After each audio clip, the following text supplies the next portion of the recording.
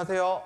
찐히스토리TV의 윤섭쌤이에요. 자, 오늘은 일제시대 들어가기 전에 마지막 수업인 영토 갈등에 대해서 알아보려고 해요. 우리가 현재 실질적으로 굉장히 영토 갈등을 하고 있는 지역이 있죠. 일본과 영토 갈등하고 있는 지역, 이 지역입니다. 어디죠? 바로 독도가 있어요. 네, 독도는 엄청 한 300년 전부터도 계속 일본과의 갈등이 있었던 지역이고요.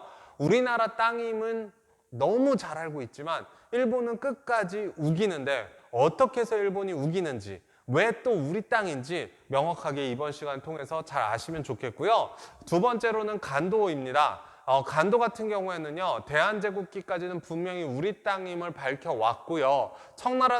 청나라랑도 계속 부딪혀 왔지만 간도는 우리나라 지역 같았는데 문제는 이제 현재 한반도의 북쪽에는 북한이 있잖아요. 그러다 보니까 간도 지역에 대해서는 역사 분쟁을 할 수 없다라는 거. 그래서 간도는 이 역사서에는 배우지만 우리가 실질적으로 요즘에는 분쟁을 하지 않는다라는 거. 그렇게 기억해 주시면 될 것 같고요. 일단 독도부터 자세한 내용을 알아보도록 하겠습니다. 먼저 독도입니다. 독도는 일본과의 영토 분쟁을 하고 있는 지역인데 이 독도가 울릉도 옆에 독도가 이렇게 있잖아요. 독도가 워낙 우리 땅이다라는 게 일본과의 분쟁이 많으니까 우리 땅이다라고 밝혀놓은 사료들이 많아요. 대표적으로는 삼국사기가 있고요. 동국여지 승남도 있고 그리고 세종실록 지리지 이런 것들도 있죠. 그래서 이런 것들이 사료에서 이미 우리 땅임을 계속 밝혀왔고요. 그리고 신증, 동국여지 승남 같은 곳에서도 우리 땅임을 계속 밝혀옵니다. 또 역사서에서 기록되어 있는 부분 중에서는요, 17세기 숙종 때 이제 완전히 우리나라 사람인 안용복이라는 사람이 가서 확인한 부분이 나오는데요. 어떤 것들이 있냐면 이 안용복이 이 독도와 울릉도 사이에서 일본과 조선의 서로 이 어부들이 활동을 하다가 부딪혔단 말이에요. 일본 애들은 자기네 땅이라고 모르고 우리나라 사람들은 우리 땅이라고 이야기하고 결국 조선의 안용복이라는 사람이 자신이 관리를 지칭해서 일본 본토까지 가서 우리나라 땅임을 한번 확인을 받습니다. 자, 확인은 이때 받았지만 또 시기상으로 지나가다 보면 한 200년쯤 후에 19세기 중엽에 이 어획 문제로 또 한번 다투게 되자 정부가 일본에 서계를 보내. 서계라는 게 뭐였었죠? 맨 처음에 배웠는데 이 공식 외교 문서를 얘기하죠. 이 외교 문서를 보내서 항의를 하고요. 시마네현에서도 이게 우리 땅이냐 아니면 일본 땅이냐 아니면 조선 땅이냐 이걸 확인해 달라라고 이야기하면서 일본 고위 관청인 태정관에게 보내고요. 태정관에게 문의를 하는 문서를 보내고 일본 태정관에서는 지령을 내립니다. 뭐라고 지령을 내리냐? 울릉도와 독도는 조선 땅이다. 그러니까 너희들이 관여하지 말아라. 조선 땅이라고 자기들이 먼저 밝힌다라는 거. 자, 세 번째. 그러면서 우리나라도 더 이상 안 되겠는 거예요. 이게 우리 땅임을 분명히 해야겠구나 싶어서 울릉도 개청령을 내리게 되고요. 1882년에요. 그리고 대한제국 칙령 제41호를 내려서 1900년에 울릉도를 울도로 개칭하고 이 울도를 관할하는 관리가 석도까지 울도와 석도를 모두 관할한다. 관할구역이다. 석도 또한 관할구역이라고 밝혀놓습니다. 그래서 우리나라 문서에선 최종적으로 대한제국 칙령 제41호 1900년에 반포한 이 41호를 통해서 독도는 우리 땅이라는 거. 그런데 일본이 이제 꼼수를 부리는 거죠. 러일 전쟁이 일어나죠. 러일 전쟁 중에 한일 의정서를 맺게 되고요. 한일 의정서에서 군사 용도로서 우리나라 땅을 마음대로 사용할 수 있다라고 하면서 러일 전쟁 중에 무주지 선점론을 이야기해요. 무주지 선점론이 뭐냐? 주인이 없는 땅은 먼저 가지는 사람이, 먼저 점유하는 사람 땅이다라는 걸 얘기하는데요.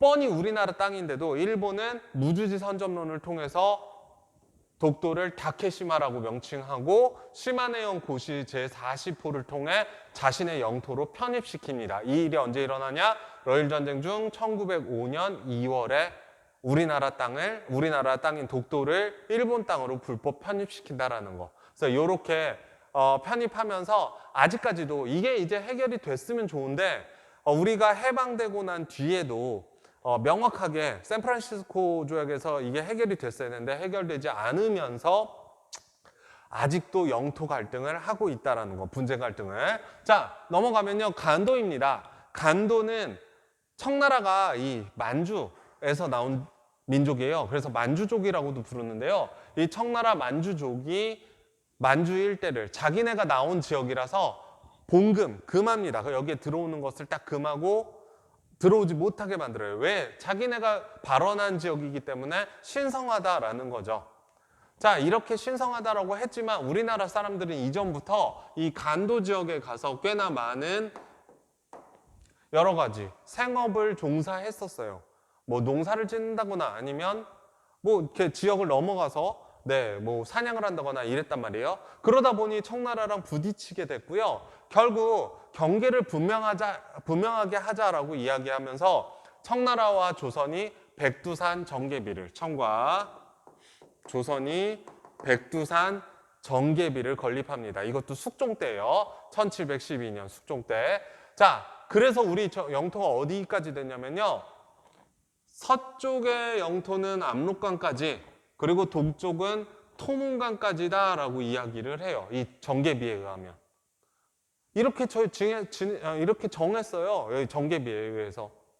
그래서 동쪽으로 토문강이라고 한다면 여기까지는 우리 땅이라는 거죠. 이렇게 해서 여기는 청이지만 여기 이렇게는 조선이다라는 얘기가 되는데, 중요한 건 19세기 후반에 가서 청나라가 토문강의 해석 문제를 놓고 싸우게 됩니다. 토문이라고 하지만 두만강을 얘기한 거다. 토문과 두만이 읽다 보면 발음이 거의 비슷하대요. 해서 아니다. 조선의 경계는 이 우리가 알고 있는 이 한반도 지역, 이 두만강 아래쪽 동쪽으로 해서 압록강과 두만강까지가 경계다. 아니다. 우리 조선 입장에서는 이 지역 토문강까지라고 정확하게 토문강이랑 강이 있는데 무슨 얘기를 하고 있는 거냐. 여기까지가 맞다라고 얘기해서 간도가 우리 땅임을 계속 밝힌 거죠. 주장을 한 거죠. 그래서 영유권, 누구의 영토로 소유하고 있느냐를 놓고 분쟁을 하게 되고요. 네 번째, 대한제국기에는 고종이 이범윤이랑 간도 관리사를 파견해버려요. 이게 너무 재밌는 게 이범윤이 얼마나 이렇게 용맹한 사람이냐면요. 청나라가 이때 여기에 보낸단 말이에요. 관리들을 파견을 해요.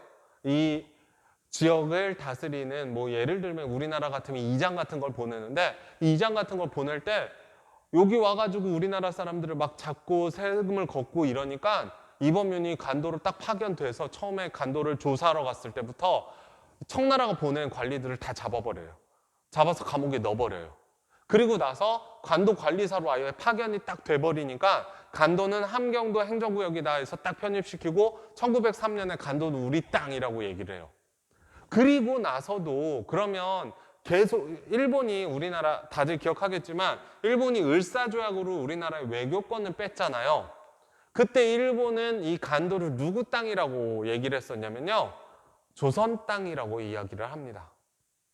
그러니까 1903년에 편입시키고 나서도 계속 간도는 우리 땅처럼 여겨지고 있었던 거예요. 그래서 이 지역에다가요, 일본이 경찰서도 만들어요. 간도 지역에. 경찰서를 만든다는 얘기는 무슨 얘기예요? 그 지역을 관할한다. 우리 외교권을 뺏었으니까 외교권 뺏은 대신 이 지역을 대신 관할해 주겠다라는 거죠. 즉 간도는 우리 땅이라고 계속 얘기를 하는 거예요. 그래서 이 외교권을 뺐는데 그리고 여기에 있는 사람들의 세금까지 일본이 걷는데, 문제는 뭐냐면요. 1909년에 일본이 보니 저 위쪽 중국 지역에 안봉선이라는 철도를, 두 지역을 연결하는 이 철도를 부설하고 싶은 거예요. 청나라한테 뭘 주면 이걸 부설할 수 있을까라고 생각해 봤더니 계속 간도가 문제가 됐었지, 어차피 대한제국은 뭐가 없어요? 외교권이 없으니까 우리가 대한제국 대신에 간도를 청나라 걸로 인정해주고 안봉선 철도 부설권을, 만주에 안봉선 철도 부설권을 가져오자 해서 일본과 청나라가 우리 빠진 상태로 협약을 맺습니다. 이때부터 간도가 청나라 거로 완전 넘어가게 되고요. 이 협약의 이름을 간도 협약이라고 이야기합니다. 1909년에 맺었다는 거 기억해 주시면 될 것 같아요. 자, 오늘 수업 여기까지 하겠습니다.